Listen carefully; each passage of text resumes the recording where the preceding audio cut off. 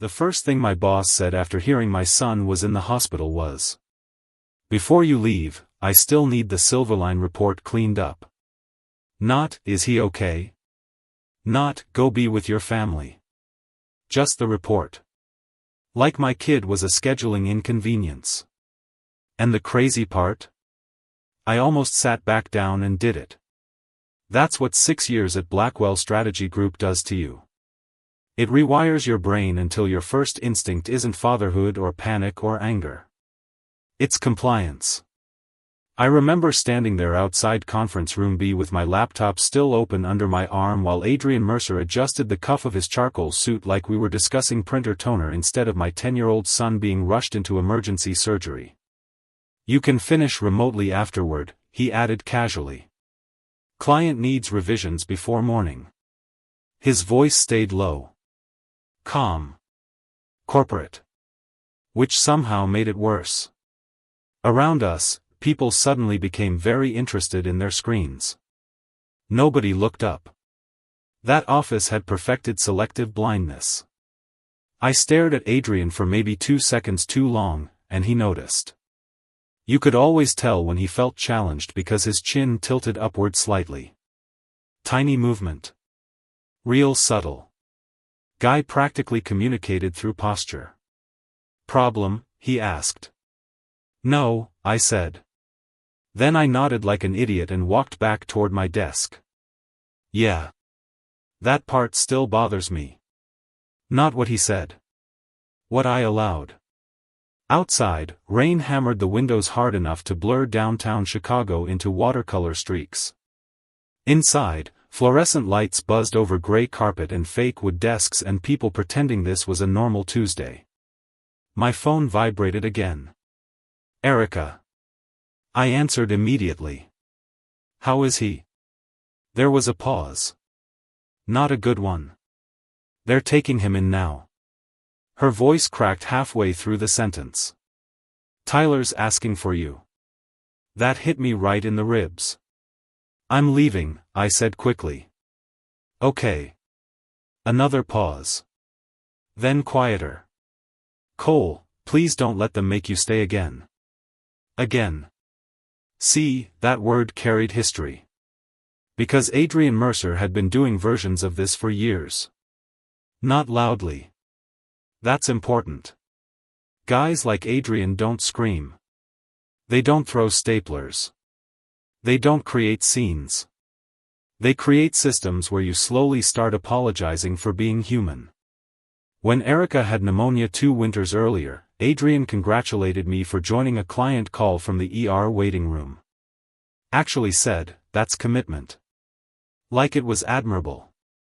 When Tyler missed his first baseball championship because I got trapped fixing a presentation deck at 9:40 p.m., Adrian bought me expensive whiskey afterward and said, "Sacrifice separates professionals from employees."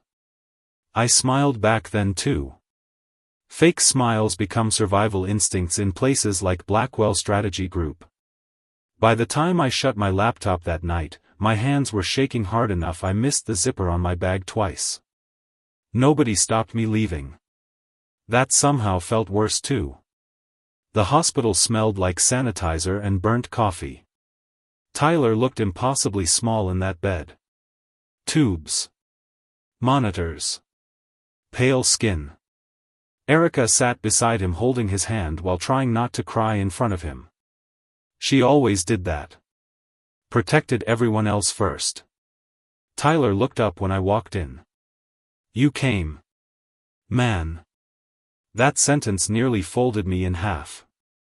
"Of course I came, buddy." But he hesitated before smiling. Like he wasn't completely sure.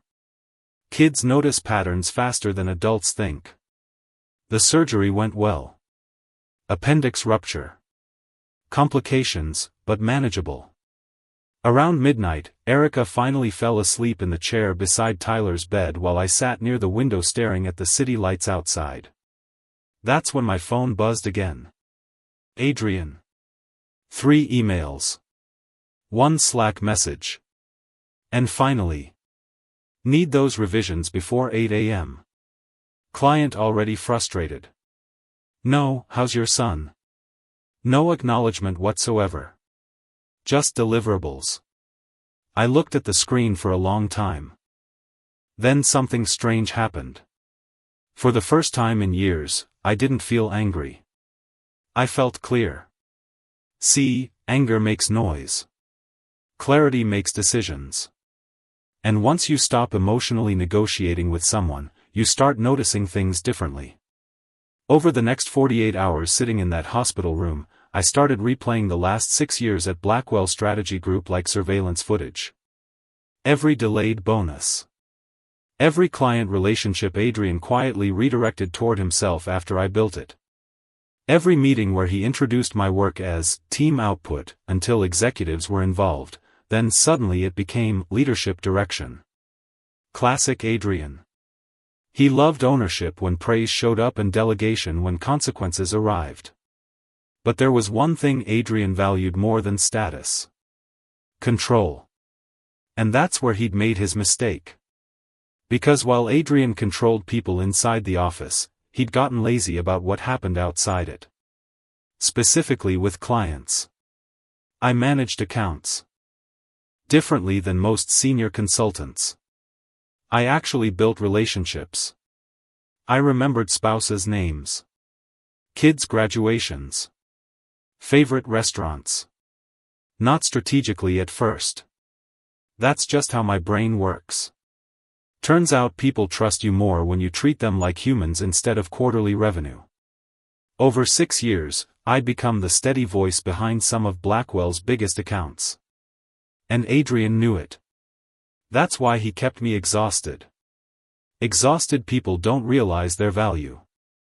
Thursday afternoon, while Tyler slept watching cartoons through heavy eyelids, Erica handed me coffee and studied my face carefully. "You're thinking too hard," she said. "I think I'm done apologizing." That got her attention. I told her everything. Not just the hospital comment. All of it. The missed birthdays. The manipulations. The fake mentorship. The way Adrian always made ambition sound noble while quietly draining everyone around him dry. Erica listened silently. Then she asked the question nobody at work ever did. "What do you actually want?" Simple question. Scared the hell out of me. Because somewhere along the line, survival had replaced intention. I didn't answer right away. Then Tyler stirred slightly in the bed beside us and whispered. "Dad?" "Yeah, buddy? You staying tonight?" And there it was. The whole thing. Every missed dinner. Every, just one more call. Every compromise I dressed up as responsibility. "Yeah," I said quietly. "I'm staying." That night, I made 3 phone calls. Not dramatic ones. No threats. No revenge speech. Just conversations. First was Melissa Grant from Silverline Medical. Biggest account I handled. She answered immediately. "Cole? Everything okay? Interesting, right?" That was her first instinct. Not deadlines. Concern. "My son's in the hospital," I explained. "Oh my God. Is he all right?" I almost laughed at how abnormal basic empathy suddenly felt. We talked for 15 minutes. Near the end, she hesitated. "Can I ask something off the record?" "Sure. Are you actually staying at Blackwell?" That surprised me. "Why?" Long pause. Then. "Because every time we request you specifically, Adrian inserts himself halfway through negotiations." I leaned back slowly. Interesting. Very interesting. Turns out I wasn't imagining the pattern. Melissa continued carefully. "You know clients talk, right?" Oh, I knew. But apparently Adrian didn't. Second call was to Scott Whitaker at Harbor Ridge Capital. Third was Jasmine Keller from Titan Core Systems. By midnight, a very clear picture had formed. Clients trusted me. They tolerated Adrian. Huge difference. Friday morning, Adrian finally called instead of emailing. You disappeared. No greeting. No concern. Just accusation. I was at the hospital with my son. Right, but the Silverline revisions. I saw the emails. Silence. Tiny shift in energy. Adrian wasn't used to interruptions. You want to explain why 3 major clients think you've been taking over accounts after I stabilized them? I asked calmly. Dead silence. You could practically hear his brain recalculating. Then came the corporate laugh. Soft. Condescending. Cole, clients respond to executive presence. That's just business. No, I said quietly. That's insecurity. That landed. I knew it landed because Adrian immediately switched tones. You sound emotional. Classic move. Reduce the other person instead of addressing the point. Usually worked too. Just not anymore. You told me to finish a report before seeing my son in surgery. That's not what happened. See? That right there. Guys like Adrian rewrite reality in real time. It's exactly what happened. You're overreacting. No, I said. I just finally stopped minimizing it. Long silence. Then colder. Careful, Cole. Don't confuse client friendliness with leverage. And there it was. The mistake. Not the threat. The arrogance. Because arrogance makes people predictable. Adrian genuinely believed relationships belonged to the company automatically. He thought access came from titles. He never understood trust had weight. By Monday morning, 3 things happened almost simultaneously. Silverline requested I oversee all future communication directly. Harbor Ridge postponed contract renewal pending leadership clarification. And Titan Core asked why senior management kept interfering with successful workflows. Adrian lost his mind. Not publicly. Again, guys like him never explode where witnesses can learn something. But internally? Oh yeah. You could feel it. Suddenly I was getting copied on strange emails. Invited into meetings I'd previously been excluded from. HR requested alignment conversations. Executives started asking oddly specific questions about client retention. The building felt different. Like a casino after someone notices the dealer's hands shaking. Tuesday afternoon, Adrian summoned me into his office. Floor-to-ceiling windows. Espresso machine nobody else was allowed to use. Expensive minimalist furniture designed to communicate authority to insecure people. Adrian stayed standing when I entered. Power move. Close the door. I did. He folded his hands. I think you've misunderstood your position here. I sat without being asked. That annoyed him immediately. You built client trust through my infrastructure, he continued. Let's not rewrite history. I nodded slowly. Okay. He frowned slightly. That wasn't the reaction he expected. Usually people defend themselves against Adrian. They explain. Negotiate. I'd stopped doing that. Then let's clarify history, I said calmly. You want me to pull the original client onboarding timelines? His eyes narrowed. Because now we were entering dangerous territory. Facts. Not feelings. And Adrian survived through ambiguity. You're making this adversarial. No. You already did that.